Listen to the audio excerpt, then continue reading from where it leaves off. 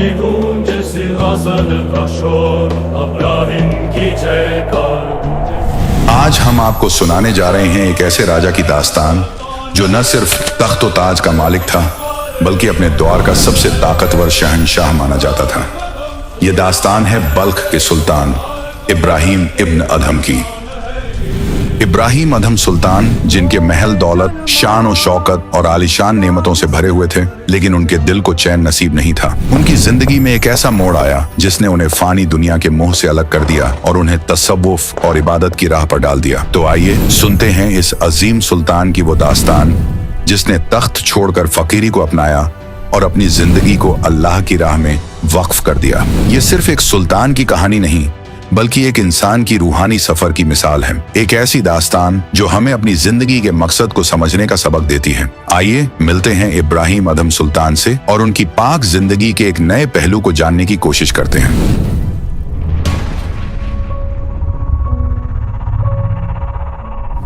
क्या आपने कभी सोचा है कि मौत के बाद क्या होता है? क्या हमारी रूह एक गहरी अब्दी नींद में चली जाती है या फिर किसी पुरअसरार आलम में सफर करती है? क्या पुनर्जन्म यानी तनासुख महज एक ख्वाबी ख्याल है, या शायद ऐसी कोई हकीकत है जो हमारी सोच से कहीं परे है? तसव्वुर कीजिए एक ऐसी दुनिया जहां जिंदगी और मौत के बीच की दीवार धुंधली हो जाती है, जहां रूहें अपने मुकद्दर का इंतजार करती हैं और जन्नत और दोज़ख के राज खुलते हैं। ये कोई ख्याली कहानी नहीं, बल्कि इस्लाम के गहरे राजों में से एक है। सदियों से मुस्लिम मुआशरे में एक सवाल लोगों के जहन में घूमता रहा है: क्या वाकई हमारी रूहें कयामत तक सोती रहती हैं, या फिर उस रूह का किसी आसमानी मुकाम में सुकूनत होती है? आज हम इसी पेचीदा मुअम्मे को सुलझाने की कोशिश करेंगे। दीन इस्लाम के मुताबिक जब इंसान इस दुनिया ए फानी से रुखसत होता है तो उसकी रूह को रोज़े कयामत तक इंतजार करना पड़ता है। फिर इस्लामी अकीदे के मुताबिक कयामत के रोज अल्लाह ताला सबको दोबारा जिंदा करेगा और उनके अमाल का हिसाब किताब लिया जाएगा। इस मुहासिबे के बाद नेक लोगों को जन्नत की नेमतें नसीब होंगी, जबकि गुनाहगारों को जहन्नुम की आग में झोंक दिया जाएगा। लेकिन यहाँ एक दिलचस्प पेच आता है। अगर रूहें सिर्फ कयामत के दिन ही बेदार होंगी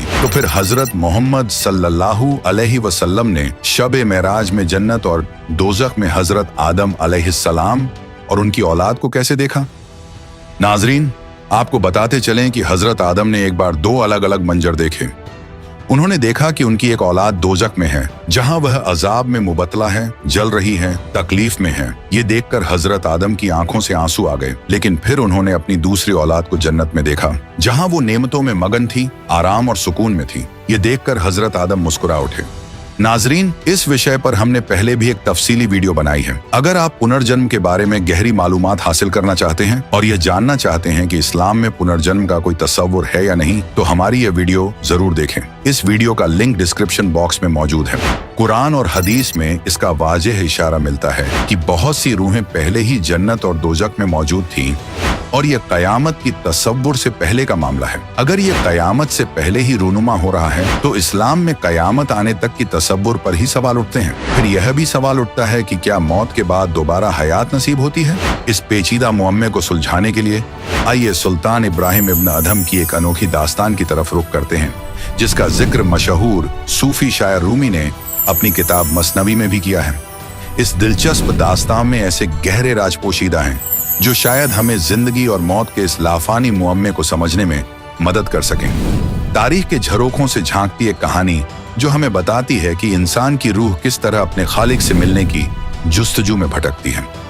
ये दास्तान है इब्राहिम इब्न अदहम की, जिसकी रूह ने कई जन्मों तक कबीर परवरदिगार की पनाह में रहकर आखिरकार नजात पाई। इब्राहिम अदहम सुल्तान, जिसने अपने किसी इंसानी जिंदगी में कबीर अल अजीज की पनाह ली थी, खुदा उनके तमाम जिंदगियों में उनके साथ रहे और हकीकी रूहानी इल्म अता करके आखिरकार उसे काल के फंदे से निजात दिलाई। उस रूह ने सम्मन की जिंदगी में जो अकीदत से इबादत की थी, उसके नतीजे में इंसानी जिंदगियां मिलती आ रही थी, और जो सदका किया था उसके सिला में हुक्मरान बनता रहा। उसका सबसे बड़ा सदका 3 सेर आटा था जो बेटे की कुर्बानी देकर किया था। उसी वजह से वह दौलतमंद बादशाह बनता रहा। कुछ नौ शेर खान की जिंदगी में कबीर परवरदिगार जी ने वजह बना बनाकर सदका करवाया, जिस सबब से भी वह बलख का दौलतमंद बादशाह बना। इब्राहिम इब्न अधम एक मुस्लिम बादशाह जो अपनी दौलत और शान और शौकत में मसरूफ थे, लेकिन एक ऐसा वाकया उनकी जिंदगी में पेश आया जिसने न सिर्फ उनकी पूरी हयात का रुख बदल दिया, बल्कि उन्हें अपने माजी की जिंदगियों की हकीकत से भी आगाह कराया। कबीर सागर अध्याय 16 सुल्तान बोध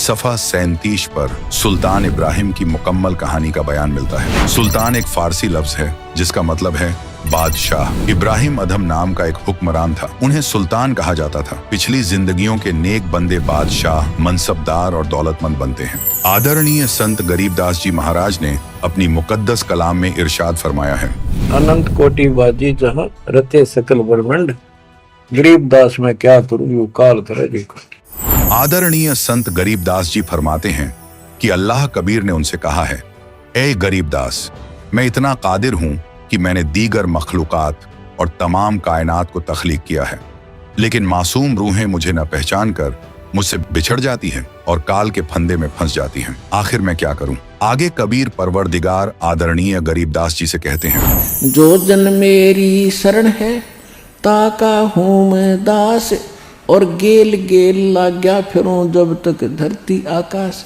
गोता मारूं स्वर्ग में जा बैठूं पाताल, गरीबदास में ढूंढता फिरूं अपने हीरे मोती लाल।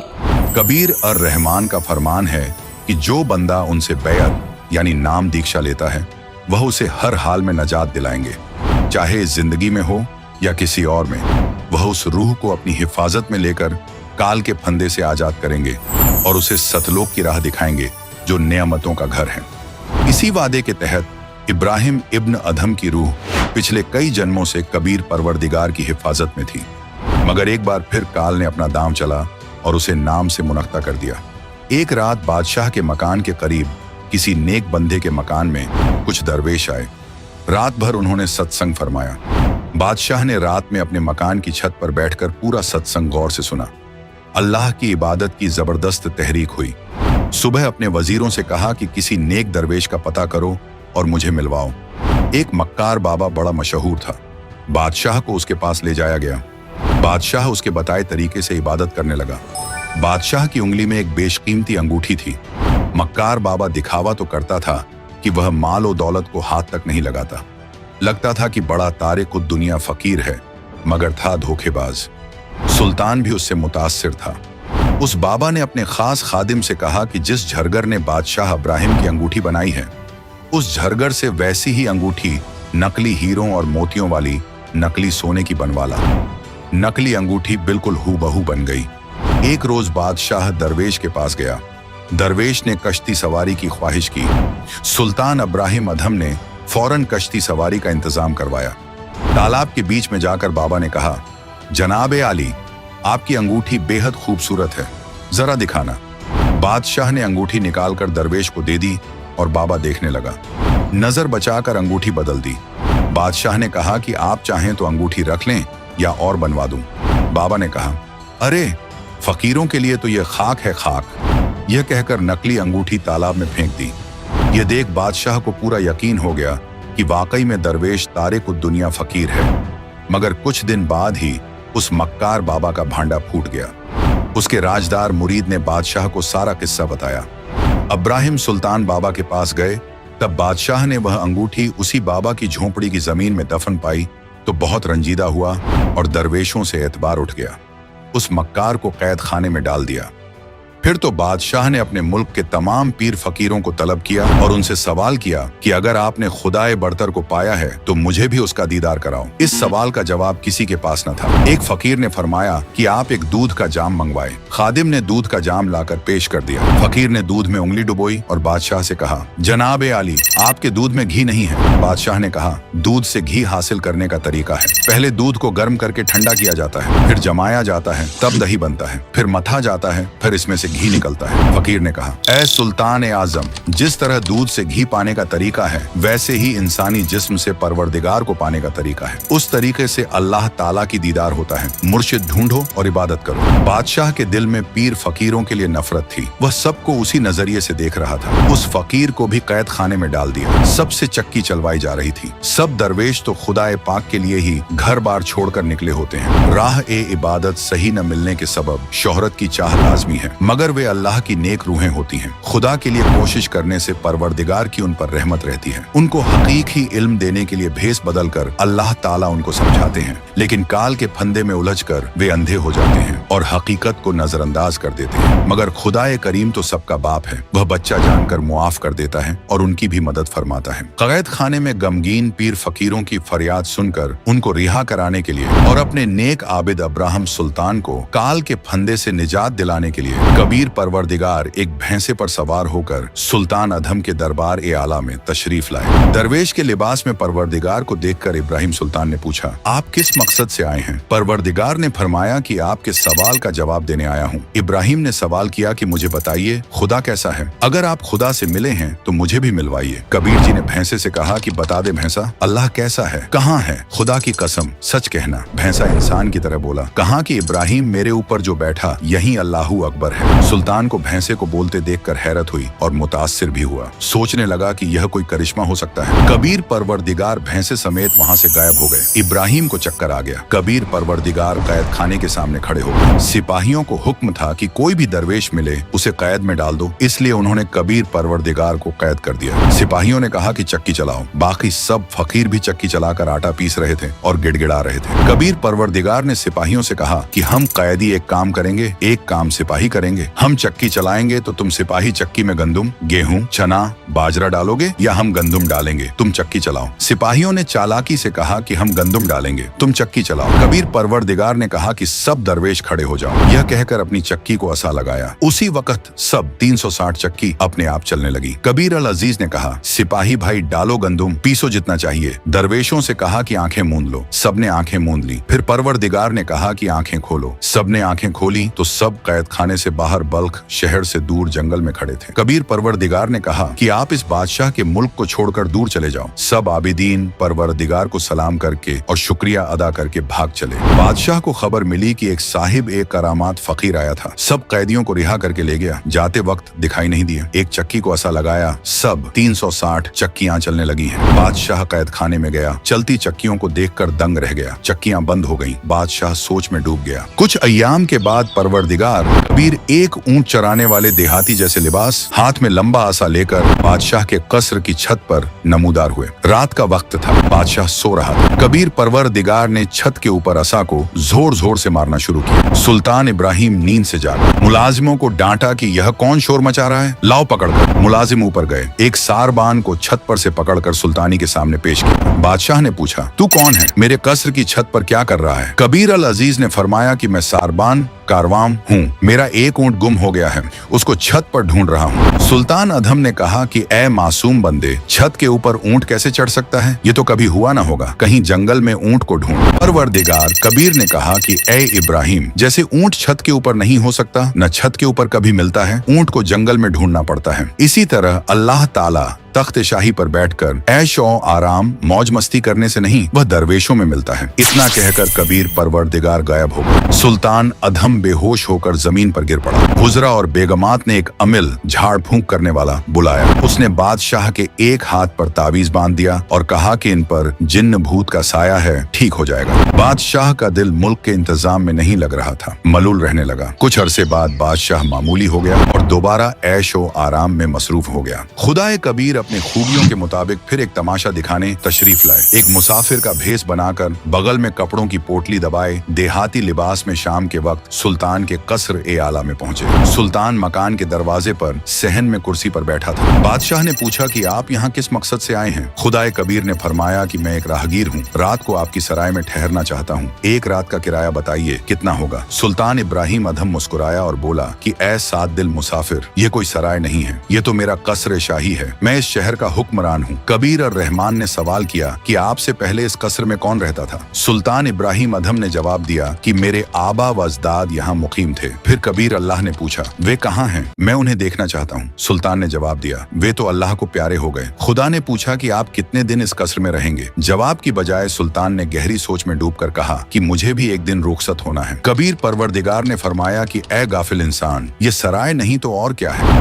अरे तेरे बाप दादा पड़ पीढ़ी ये बसे सरा में गीधी, ऐसे ही तू चल जाई यूं हम महल सराय बताई। सुल्तान बेहोश हो गया।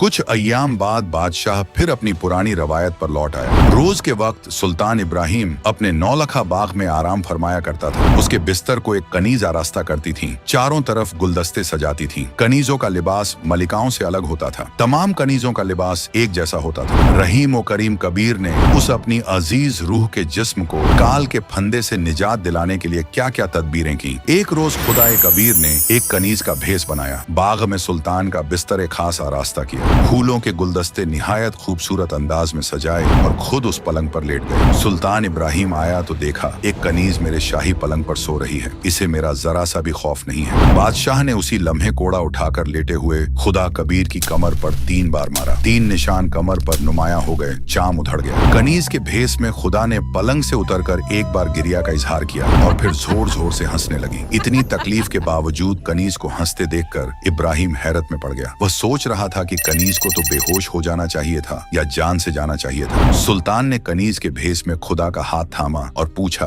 कि ऐ कनीज, इतना क्यों हंस रही है? खुदा कबीर ने फरमाया कि मैंने इस बिस्तर पर एक घड़ी आराम किया। एक घड़ी के सुकून का बदला मुझे 3 कोड़े मिले। मेरे जिस्म का चाम भी उधड़ गया। मैं इसलिए हंस रही हूँ कि जो इस नापाक सेज पर शबो रोज सोता है उसका क्या हश्र होगा। मुझे तेरे हाल पर रहम आ रहा है ऐ गाफिल इंसान। कहे खवास सुनो अब्राहिम, कैसा खिलवत खाना, एक घड़ी से जा पर पोटे तन का चाम उड़ाना।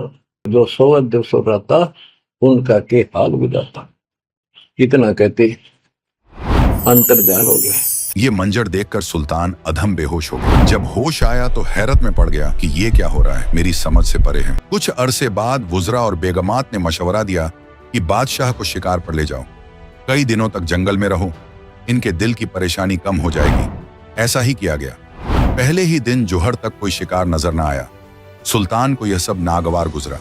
जंगल में तो हिरणों के गल्ले फिरते हैं। आज एक हिरण भी नजर नहीं आया। नागहां एक हिरण दिखाई दिया।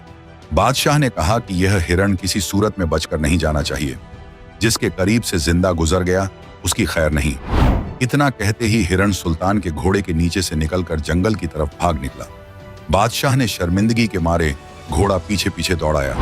दूर जाकर हिरण जंगल में गायब हो गया। सुल्तान और घोड़े को शदीद प्यास लग गई। जान पर बन आई। अल्लाह से पानी की दुआ की। वापस अपने खैमे की तरफ चल पड़ा, मगर खैमा 1 घंटे की मसाफत पर था। वहां तक जिंदा पहुंचना मुश्किल था। कुछ दूर चलकर इधर उधर नजर दौड़ाई तो एक जिंदा फकीर बैठा नजर आया। करीब में साफ पानी का एक छोटा तालाब था। उसके चारों तरफ फलदार दरख्त थे। शीरीं फल लगे थे। सुल्तान को जिंदगी की उम्मीद की दिखाई दी। पानी पिया, कुछ फल खाए, घोड़े को भी पानी पिलाया और शजर से बांध दिया। जिंदा बाबा की तरफ देखा तो उनके पास 3 खूबसूरत कुत्ते बंधे थे और एक कुत्ता बांधने की जंजीर साथ में रखी थी। सुल्तान ने फकीर को अदब से अस्सलाम वालेकुम कहा, गोया कि वो एक गुलिस्तान में दाखिल हो रहा हो। फकीर ने भी जवाब में एक रूहानी लहजा में वालेकुम सलाम कहा। बादशाह ने कहा, ए फकीर, तुम इन 3 कुत्तों का क्या करेंगे? इनमें से 2 मुझे इनायत फरमा दीजिए। फकीर ने जवाब दिया, ये कुत्ते मैं किसी को नहीं दे सकता। ये तीनों शाही कुत्ते हैं। इन्हें मैंने सबको सिखाना है। ये तीनों बल्ख शहर के शहंशाह रहे हैं। सुल्तानी को बात कुछ हजम नहीं हुई। फकीर ने फिर कहा, मैं इन्हें नसीहत करता था कि तुम अल्लाह को याद किया करो। इस फानी दुनिया में हमेशा नहीं रहोगे। मरने के बाद कुत्ते की जिंदगी पाओगे। अब तुम शाही खाने, बिरयानी, कबाब, जर्दा और मेवे खा रहे हो। ये तुम्हारे पिछली जिंदगी के नेक आमाल और इबादत का नतीजा है। अगर इस इंसानी जिंदगी में इबादत नहीं करोगे तो कुत्ते जैसे जानवरों की जिंदगी में तकलीफ उठाओगे। खाने को ये लजीज खाना नहीं मिलेगा। झूठे टुकड़े खाया करोगे, गंदगी खाओगे, नाली का मैला पानी पियोगे। फकीर ने अपनी बात जारी रखी। जब ये बादशाह थे तब इन्होंने मेरी बातों पर जरा भी तवज्जो नहीं दी। ये सोचते थे कि यह फकीर बेवकूफ है, सल्तनत को कौन संभालेगा, बेगमों का क्या होगा। अब ये तीनों कुत्ते बन गए हैं। देखो, मैंने काजू बादाम किशमिश से बना हुआ हलवा खीर इनके सामने रखा है, इन्हें खाने नहीं देता हूं। जब ये खाने की कोशिश करते हैं तो मैं इन्हें सजा देता हूं। यह कहकर कबीर परवरदिगार ने जो एक लोहे की बेल रखी थी उसे उठाकर कुत्तों को मारना शुरू किया। कुत्ते चीख पुकार मचाने लगे। परवरदिगार बोले, खाओ ना हलवा, खिलाऊं तुम्हें, बासी सूखे टुकड़े डालूंगा। ए घुड़सवार भाई, फकीर ने कहा, ये जो खाली बेल रखी है ये बताऊं किस लिए है। जो बल्ख शहर का बादशाह सुल्तान इब्राहिम इब्न अधम है वह भी दुनिया और सल्तनत की चकाचौंध में अंधा होकर अल्लाह को भूल गया है। अब उसे याद नहीं कि मरकर कुत्ता भी बन सकता है। उसे बहुत बार नसीहत दी कि इबादत कर ले, इस कसर ए सराय में हमेशा नहीं रहेगा, लेकिन उसे खुदा का कोई खौफ नहीं है। वह तो खुद को खुदा समझकर मासूम फकीरों को सजा दे रहा है। मैं तो यहां दूर बैठा हूं, इसलिए बचा हूं। वह बादशाह मरेगा, इबादत के बिना कुत्ता बनेगा, उसे लाकर इस जंजीर से बांधूंगा। जिंदा फकीर के मुंह से ये अल्फाज सुनकर और कुत्तों की शक्ल में अपने आबा वजदाद की बदहाली देखकर इब्राहिम कांपने लगा और बोला, ए फकीर, बल्ख शहर का बादशाह मैं ही हूं, मुझे माफ कर दीजिए। यह कहकर फकीर के कदमों में गिर गया। कुछ देर बाद जब वह उठा तो देखा वहां न तो जिंदा फकीर था, न तालाब, न बाघ था, न कुत्ते थे। सुल्तान इसे ख्वाब भी नहीं मान सकता था, क्योंकि घोड़े के पांव अभी भी गीले थे। कुछ फल तोड़कर रखे थे, वे भी मौजूद थे। सुल्तान को समझते देर नहीं लगी। घोड़े पर सवार हुआ और पड़ाव पर आया। मुंह से कुछ न बोल पाया। हाथ से इशारा किया कि सामान बांधो और लौट चलो शहर को। कुछ ही लम्हों में काफिला बल्ख शहर की ओर रवाना हो गया। जब सुल्तान इब्राहिम अपने महल पहुंचा तो एक कमरे में जाकर अकेला बैठ गया और फूट फूट कर रोने लगा। रानियों ने, वजीरों ने बहुत समझाने की कोशिश की। कहने लगे, ऐ हुजूर, ये दुनिया फानी है, इसमें ऐसा होता रहता है, हिम्मत रखिए। खास रानियां कहने लगी, ऐसा तो औरतों के साथ होता है, आप तो मर्द हैं, आपको सब्र करना चाहिए। आप तो अपनी रियाया के सरपरस्त हैं, आपको मजबूती से अपने फराइज अंजाम देने चाहिए। इतने में एक कुत्ता वहां आ गया। उसके सिर पर गहरा जख्म था जिसमें कीड़े पड़ चुके थे। वो तड़प रहा था। कुत्ता इंसानी जुबान में बोल उठा, ऐ सुल्तान इब्राहिम, मैं भी कभी एक बादशाह था, लेकिन मैंने अपनी सल्तनत के गरूर में बेगुनाह जानों का कत्ल किया, शिकार में बेकसूर जानवर मारे, जंग में नाहक खून बहाया। आज वही तमाम गुनाह मेरे साथ हिसाब बराबर कर रहे हैं। ये कीड़े जो मेरे जख्मों को नोच रहे हैं, यही मेरे की का अजाब है। अब मैं कुछ करने के काबिल नहीं। ऐ इब्राहिम, यही हाल तेरा भी होने वाला है। देख ले अपना अंजाम। तू दुनिया की झूठी दौलत और सल्तनत के मोह में पड़ा हुआ है और अपनी आखिरत को बर्बाद कर रहा है। तेरे पीछे पीछे अल्लाह ताला तुझे राहे हक दिखाने के लिए बुला रहा है, लेकिन तू अब तक गफलत में है। यह लीला भी खुद खुदा ए कबीर जी ने की थी। यह अंतिम झटका था सुल्तान इब्राहिम को दलदल से निकालने का। उसी रात्रि में सुल्तान इब्राहिम ने अपने मुख पर काली स्याही लेपकर एक अल्फी के स्थान पर एक शॉल लपेटा, फिर कमरे में कमद बांधकर पीछे के रास्ते से उतरकर चल पड़ा। वो पूरी रात अल्लाह की याद में चलता रहा। तकरीबन 20 किलोमीटर का सफर तय किया तो उसे शदीद भूख लगी। उसने आगे एक मालन को देखा जो बेर बेच रही थी। वह मालन खुद खुदा ए कबीर जी ही थे, जो एक मालन का भेस बनाकर रास्ते में बाग के बाहर बेर बेच रहे थे। सुल्तान मालन के पास गया और उनसे बैरों का भाव पूछा तो मालन ने बताया कि एक आने के सेर 1 रुपये में 16 आने होते थे। एक सेर यानी 1 किलोग्राम। सुल्तान के पास आना नहीं था। उसने जो झूठी पहन रखी थी उन दोनों की कीमत उस समय 2.5 लाख रुपये थी। ऊपर हीरे पन्ने जड़े थे। सुल्तान ने कहा कि मेरे पास 1 आना या रुपया नहीं है, ये झूठी हैं, इनकी कीमत 2.5 लाख रुपये है।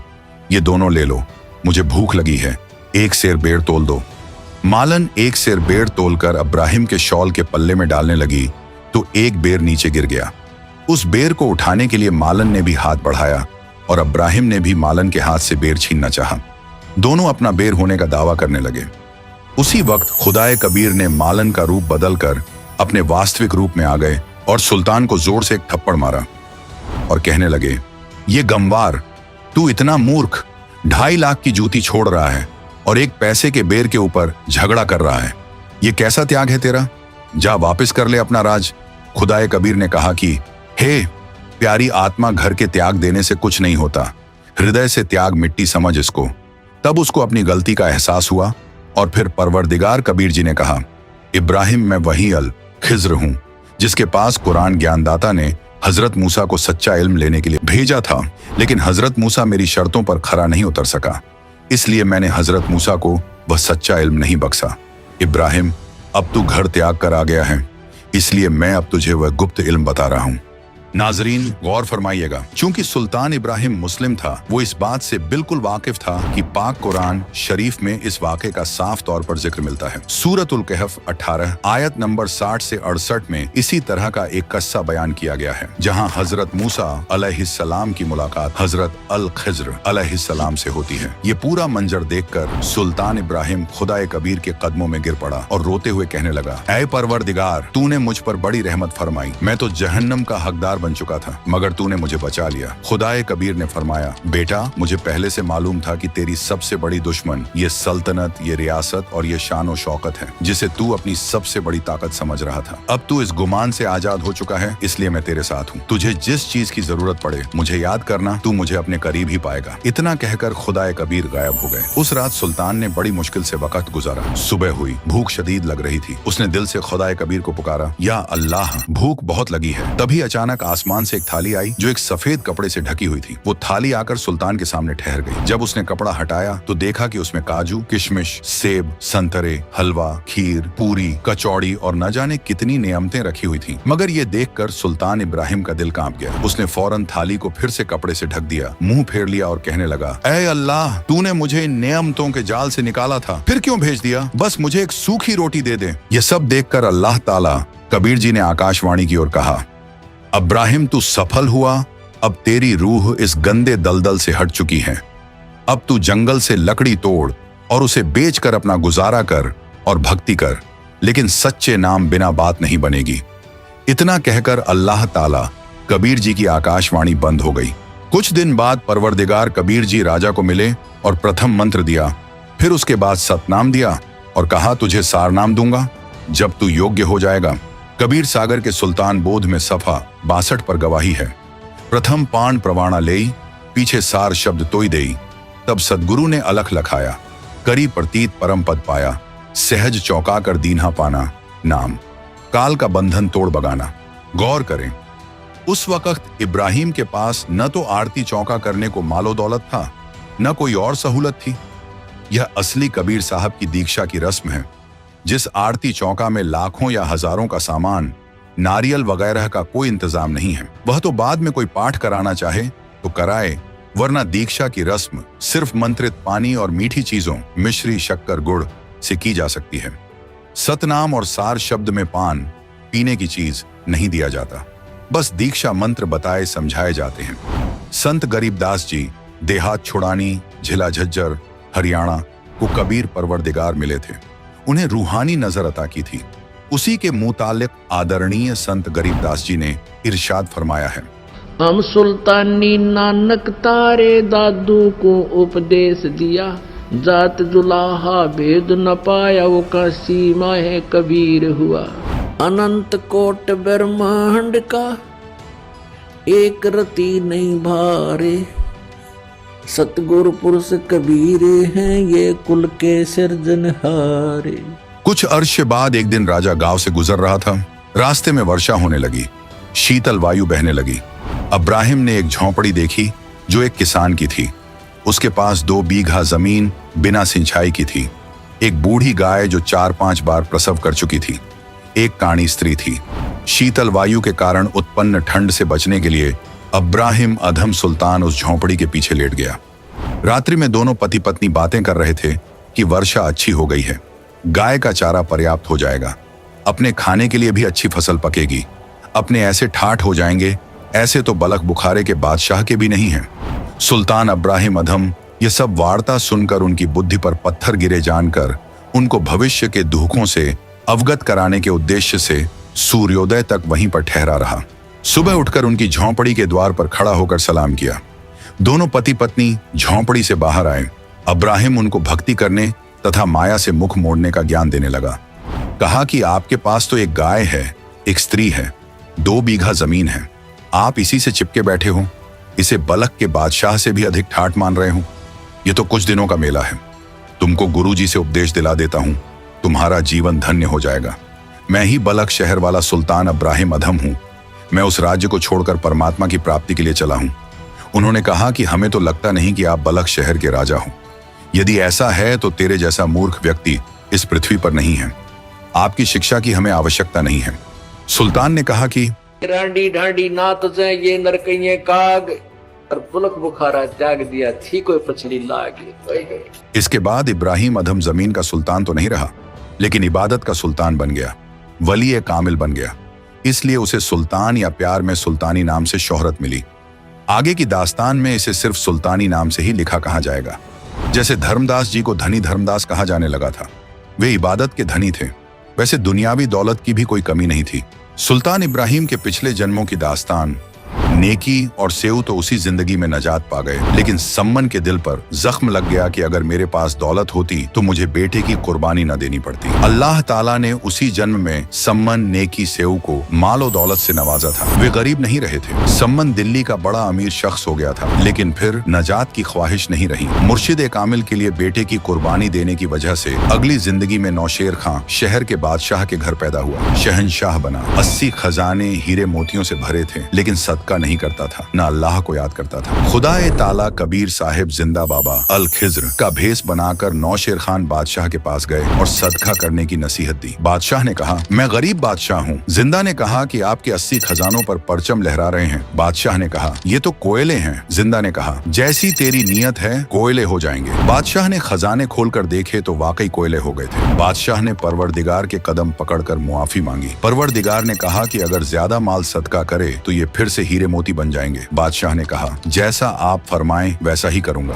खजाने फिर से हीरे मोती से भर गए। इसके बाद बादशाह ने बहुत माल सदका किया। इसके नतीजे में और पिछले जन्म की इबादत की कमाई और मुर्शिद की खिदमत के सबब अगली जिंदगी में इराक मुल्क में बल्ख शहर का बादशाह बना। नतीजा ए सुखन इब्राहिम अधम सुल्तान की दास्तान महज एक मिसाल है पुनर्जन्म या तनासुक की। ऐसे बेशुमार सबूत मौजूद हैं जो पुनर्जन्म के नजरिए को हकीकत साबित करते हैं। मिसाल के तौर पर जिस वक्त कबीर परवरदिगार ने मुसलमान पीर शेख तकी की लड़की को कब्र से निकालकर जिंदा किया, तब उस लड़की ने अपने पुरानी जिंदगियों का तफसील से बयान किया कि कैसे कबीर परवरदिगार उन्हें राबिया बांसुरी की जिंदगी में मिले और उन्हें हकीकी इल्म से रूबरू करवाया, और किस तरह वह राबिया बांसुरी से शेख तकी की बेटी बनने तक का ये पुनर्जन्म का सफर तय किया। अगर पुनर्जन्म को न माना जाए तो इन सवालात के जवाब इस्लामी मुकर्रिरीन के पास नहीं है। जैसे कोई कंगाल है, कोई दौलतमंद है, किसी के औलाद है, कोई बेऔलाद है, कोई रैयत है, कोई बादशाह ए आजम है, कोई नाबीना है, कोई लंगड़ा है, कोई तंदुरुस्त है। यह गौर करना लाजिमी है कि ये फर्क किस वजह से है। अगर तनासुख यानी पुनर्जन्म नहीं माने तो ये अनसुलझी मुअम्मा हमेशा कायम रहेगी। अगर हम पुनर्जन्म मानते हैं तो यह मुअम्मा हल हो जाती है।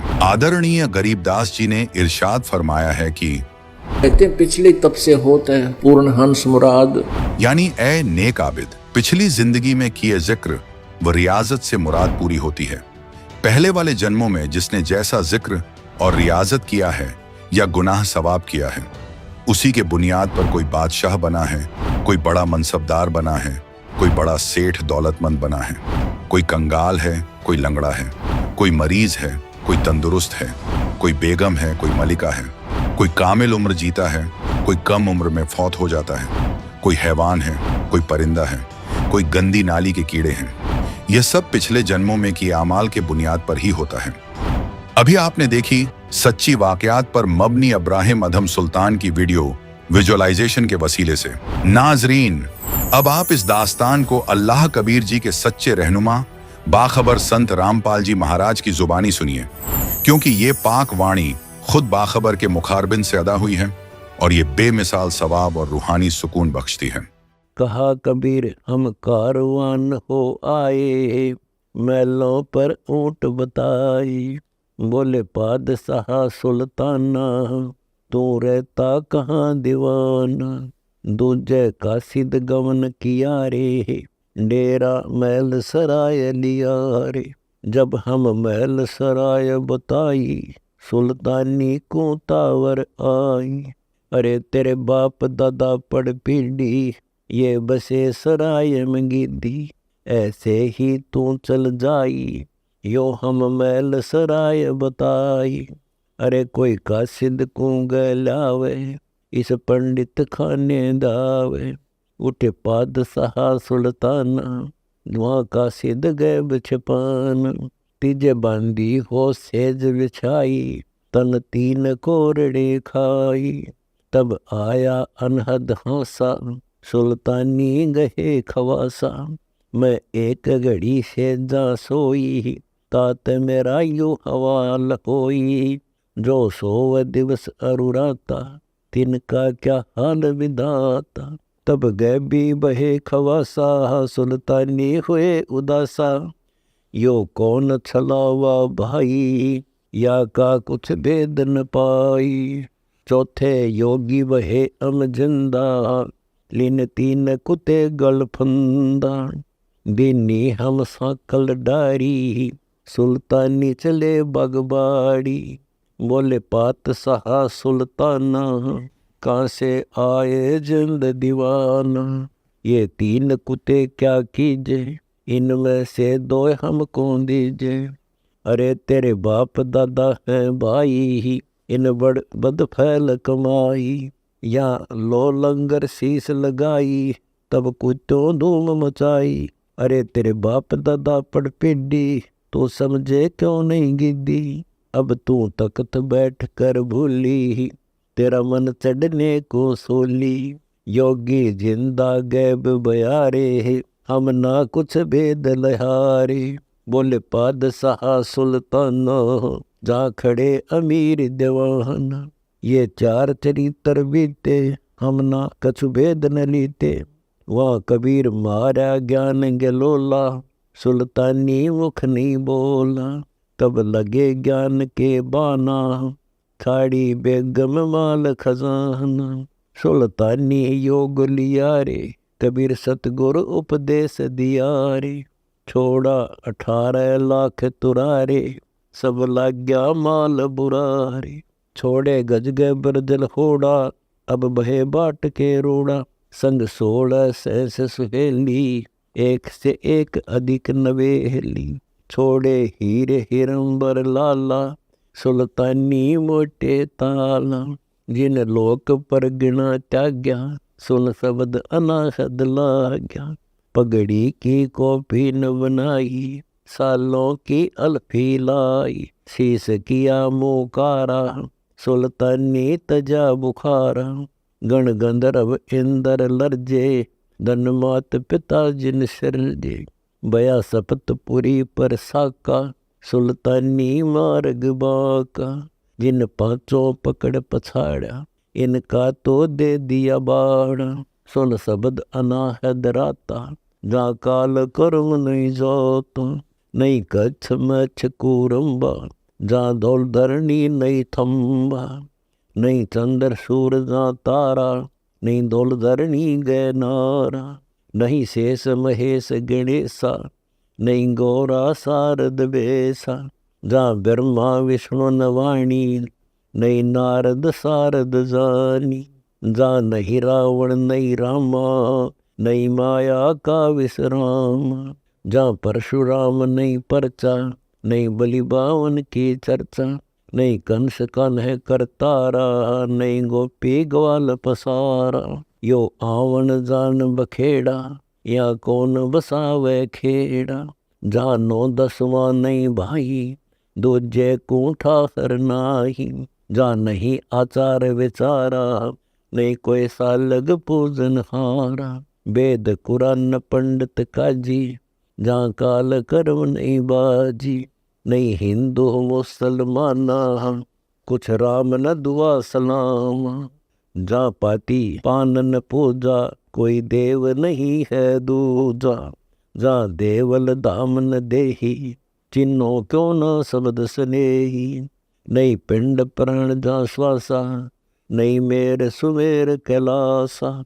नहीं सतयुग द्वापर त्रेता, कहूँ कलयुग कारण केता। यो तो अंजन ज्ञान सफारे, देखो दीदार नफारे। नी बीज सत निरंजन लोई, जल थल में रमता सोई। है निर्भय निर्गुण बीना, सोई शब्द अतीतम चीना। अडोल अबोल अनाथा, नहीं देखा आवत जाता। है अगम अनाहद सिंधा, योगी निर्गुण निर्बंधा। कुछ वार पार नहीं था हम, सतगुर सब साहन पति साहम। उल्टा पंथ खोज है मीना, सतगुरु कबीर भेद कह दीना। यो सिंधु अथा अनुपम, कुछ ना छाया ना धूप। जहाँ गगन ध्वनि दरवानी, जहाँ बाजे सत सैदानी। सुल्तान अदम जहाँ राता, तहाँ नहीं पांच तत्त का गाता। जहाँ निर्गुण नूर दिवाला, कुछ ने घर है खाला। शीस चढ़ाए पग धरिया, यो सुल्तानी सौदा करिया। सतगुरु जिंदा योग दिया रे, सुल्तानी अपना किया हरे। कह दास गरीब पूर्ण पीरा, सतगुरु मिले कबीरा। नाजरीन, देखा आपने इब्राहिम अदहम सुल्तान ने किस तरह अपना राजपाट त्याग दिया और भगवान के रास्ते पर चल पड़े। उनको सतलोक नसीब हुआ, उन्हें खुदा मिल गए। उस समय कबीर परवरदिगार इब्राहिम अदहम को मिले थे और राजा को सच्ची इबादत देकर उसका जीवन सफल कर दिया। इसी तरह आज के दौर में बाखबर संत रामपाल जी महाराज अल्लाह के सच्चे रहनुमा हैं और आज के दौर में बाखबर संत रामपाल जी महाराज सभी को सच्ची इबादत दे रहे हैं। जो शख्स नियमों के मुताबिक चलकर सच्ची इबादत करता है, उसका जीवन सफल हो रहा है और उसे परम सुकून हासिल हो रहा है। नाजरीन, आइए अब आपको सुनाते हैं बाखबर संत रामपाल जी महाराज जी के एक ऐसे मुस्लिम शिष्य की दास्तान, जिन्होंने अपनी जिंदगी में हर मुमकिन इबादत की, पीर फकीरों की शरण ली, नमाज पढ़ी, तमाम रिवायतों को अपनाया, लेकिन फिर भी उनका दिल बेचैन रहा और जिंदगी में कोई सुकून नहीं मिला। नशे की लत ने उनकी हालत और बदतर कर दी। मगर जब उन्होंने संत रामपाल जी महाराज जी की शरण ग्रहण की तो उनकी तकदीर ही बदल गई। उन्होंने न सिर्फ नशा छोड़ा बल्कि असली इबादत को समझकर अपनी जिंदगी में सच्ची खुशी पाई। आइए उन्हीं की जुबानी सुनते हैं उनकी यह प्रेरणादायक कहानी। नमस्कार सर। नमस्कार सर जी। सर क्या नाम है आपका? मोहम्मद सिराज खान। मोहम्मद सिराज खान जी, आप कहाँ से हैं? जिला गया बिहार से हूँ जी। मोहम्मद सिराज खान जी, आपने संत रामपाल जी महाराज से नाम दीक्षा कब ली? 2013 में लिया जी। मोहम्मद सिराज खान जी, संत रामपाल जी महाराज की शरण में आने से पहले आप क्या भक्ति साधना या इबादत किया करते थे? मोहम्मदन समाज से मैं जो क्या करता था, जो अपने पूर्वज का नमाज़ पढ़ना, रोज़े रखना, बकरीद मनाना, मुहर्रम मनाना, ये सब करता था जी। और उसमें अपने एक पीर बनाया था जी। इससे पहले संत रामपाल जी महाराज से पहले मैं 2 पीर बनाया जी। अपने मुसलमान धर्म में पिछली भक्ति साधना सब किया करता था जी। तो फिर क्या कारण बना कि आप संत रामपाल जी महाराज की शरण में आए? जी सर जी, कारण यह बना कि जिस पीर से हम जुड़े हुए थे जी, जिनके शरण में थे, वो कुछ ऐसा हमारे साथ ऐसा कुछ लगा कि ये गलत है। तो फिर एक संत रामपाल जी महाराज के शिष्य थे, तो उनसे कुछ वार्तालाप होती थी जी। तो ऐसा हुआ ना कि एक लगातार 1 महीना ऐसे चलते रहा, सिलसिला चलते रहा। मैं अपना ज्ञान चलाते रहा। वो अपना भगत जी संत रामपाल जी महाराज जी के शिष्य अपना ज्ञान चर्चा करते रहते थे और आसो निकन्ना रामायणी करते थे और संध्या आरती करते थे। तो हम उनका सुनते थे और संत रामपाल जी महाराज जी की जयकारा लगाते थे भगत जी। तो हम भी उसको याद कर लिए। तो मैं भी सोचा कि मैं बोल के देखता हूँ। अपने जयकारा लगाता था, संत रामपाल जी महाराज जी की जय, कबीर परमात्मा की जय, मतलब इस तरह से मैं याद कर लिया था। तो लगाता था जी। तो हमको अंदर से लगता था ना कि बहुत सी ताकत मिल रहा। तो फिर जैसे जैसे और लगता था कि और मैं बोलूं, तो इस तरह से बोलना स्टार्ट कर दिया जी। फिर एक दिन क्या हुआ कि ड्यूटी गए और ऐसी कोई पुस्तक, कबीर पंथ का ही कोई पुस्तक मैं गिरा हुआ था, वो उसे उठा करके मैं ऐसी, पढ़ा लिखा तो नहीं हूँ जी, मैं देख रहा था क्या लिखा हुआ ऐसी। तो आए संत रामपाल जी महाराज के शिष्य, बोले सच्चाई भाई। तो हम भी बोला सच्चाई भाई। तो बोले कि भैया ये पुस्तक क्या पढ़ते हो? पुस्तक हम देते हैं, वो पढ़ना। कौन सा पुस्तक है? बोले कि ज्ञान गंगा है। हम बोले और कुछ? तो एक आपको हरियाणी नू इस तरह से पुस्तक बताया। तो हमने कि आप हमको दे दो। हालांकि पढ़ा लिखा तो मैं नहीं हूँ, लेकिन फिर भी दे दो, मैं देखूँगा। उसके बाद घर लेके आया, शाम में घर लेके आया। बोले देने समय संत रामपाल जी महाराज जी किसी से बताए कि भैया ये पुस्तक मत समझना, ये आपके अल्लाह जा रहे हैं साथ में। तो हमें पूरा विश्वास हो गया भगत जी उस समय, जो कह रहे हैं एकदम सही बता रहे हैं, मतलब ऐसा हमको फील हो रहा था। तो घर लेके आए, तो पढ़ा लिखा तो नहीं था जी, लेकिन थोड़ा सा ऐसी देख रहा था। तो घर वाले हमारे पत्नी जी थे और बच्चे लोग मजाक उड़ा रहे थे कि पापा तो पढ़ते नहीं हैं, आज पुस्तक पढ़ रहे हैं। तो हम बोला ठीक है कोई बात नहीं, हम ऐसा हमको लग रहा हम देख रहे हैं। तो जैसे सुना करते थे पहले कि कोई कबीर पंथ ऐसा जो था जो पुस्तक लेके बोलता था कि ये भी सही है, ये भी सही है। मैं उसी तरीक़ा से करने लगा जी, ये भी सही है, ये भी सही है, और इसी करते करते हमें पढ़ना आ गया जी। फिर धीरे धीरे पढ़ने लगा। तो सबसे पहले पढ़ा सृष्टि रचना जी। तो सृष्टि रचना पढ़ने के बाद तो हमको लगता कि अरे तो ऐसा इतना अच्छा ज्ञान कहाँ था, मतलब अंदर से आत्मा हमको रोने लगा उस समय पढ़ते समय में। तो हम बोले पत्नी को बोले कि अब तो हम जाएंगे उनके शरण में, अब थोड़ा देख लेते हैं और कुछ। तो 1 महीना बीता जी। नहीं जी, उससे पहले हमारे बच्चा का तबीयत ख़राब हो गया था, बम्बई में रहता था, सिलाई का काम करता था, तो बम्बई में रहता था। उससे पहले 1-2 दिन के बाद जो पुस्तक लाए, 1-2 दिन के बाद ही उनका तबीयत ख़राब हो गया हमारे बच्चा को। तो भगत जी संत रामपाल जी महाराज जी किसी से पुस्तक देने के समय में बताया था कि भैया कोई ऐसा समस्या, बड़ा समस्या आएगा ना, तो इनसे प्रार्थना करना दंडवत करके, और आपका सही काम हो जाएगा भाई। तो याद आ गया। तो उसी समय मैं दंडवत किया, संत रामपाल जी महाराज जी की फ़ोटो ऐसे खोल दिया किताब को और दंडवत किया। बोले मालिक आप तो जानी जान हो, हम तो अंधे हैं, हम पता नहीं आप कौन हो, लेकिन मुझे अल्लाह का खोज है। मैं पहले ही से खोज कर रहा हूँ, लेकिन पता नहीं हम सही जगह पर हैं या गलत जगह पर हैं, आप ही जानो। लेकिन आज हमने आपसे प्रार्थना कर रहे हैं, हमारे बच्चा को ठीक कर दो, और ठीक कर दीजिएगा तो हम आपके शरण में आ जाएंगे। इतना कह के दंडवत करके और उठ गए। भगत जी 10 मिनट के बाद रिजल्ट ऐसा आया कि मैं हैरत रह गया कि वहाँ से बोले भैया आपका बेटा तो एकदम ठीक हो गया। बोले ऐसे कैसे? वो सोचा ना कि जो पीर का, जो पहले जिस पीर का दामन में था, उससे कुछ बोला था। वो बोला कि आप बोले थे क्या भैया? हम बोले कि नहीं ऐसा कुछ हम नहीं बोले।